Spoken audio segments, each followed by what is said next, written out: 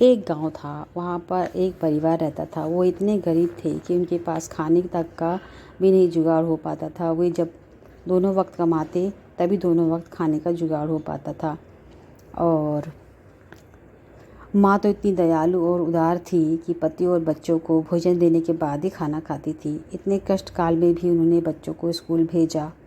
और उनके पास इतने भी पैसे नहीं थे कि उनके पास कपड़े और वो किताबें खरीद सकें। बच्चों के पास सिर्फ एक कपड़ा ही होया करता था जिसको वो धोकर वही पहन लिया करते थे।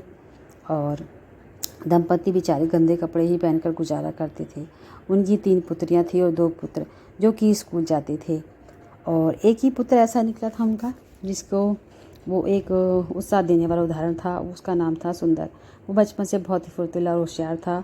वह अधिक उत्साह से पाठशाला में पढ़ रहा था। उसके पास सिर्फ एक ही सेट हुआ करता था कपड़े का जिसको वो धोकर पहन लिया करता था, जो कि स्कूल जाते समय रास्ते में ही उसका गीला कपड़ा सूख जाया करता था।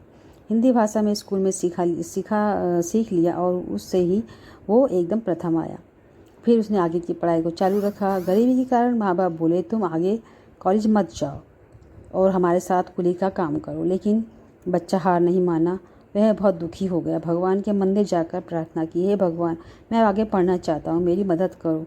और कुछ लोगों के पास जाकर उसने कहा, मैं भगवान उसके सामने कहा कि मैं कुछ लोग फिर उस लड़के ने क्या किया कि कुछ अच्छे लोगों के पास जाकर पढ़ने के लिए पैसा मांगा।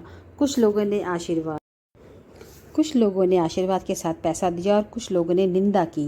पैसा जमा करने के लिए वह गांव-गांव चला और कुछ पैसा भी जमा किया। फिर वह कॉलेज में शामिल होकर एमए तक पढ़ा और उसने प्रयत्न किया। कुछ साल तक उसने कॉलेज में पढ़ाई की, काम किया, लेकिन उसको शांति नहीं मिली। उसने भगवान से प्रार्थना किया, हे भगवान, मुझे अच्छे कार्यकाल में अच्छे पद पर बिठाओ जिससे मुझे शांति मिलेगी। भगवान की कृपा से उसको एक अच्छी सी नौकरी मिल गई। 7 साल से अधिकारी होकर वह काम तो कर रहा था, लेकिन संतुष्टि नहीं मिल रही थी। उसने फिर से भगवान से प्रार्थना की, हे भगवान, मुझे अच्छे पद पर बिठाओ, मुझसे तभी मुझे शांति मिलेगी। और भगवान ने उसकी प्रार्थना सुन भी ली। वो बहुत अच्छा ऑफिसर बना और इस प्रकार से उसकी मनोकामना पूरी हुई। भगवान ने उसकी सुनी भी।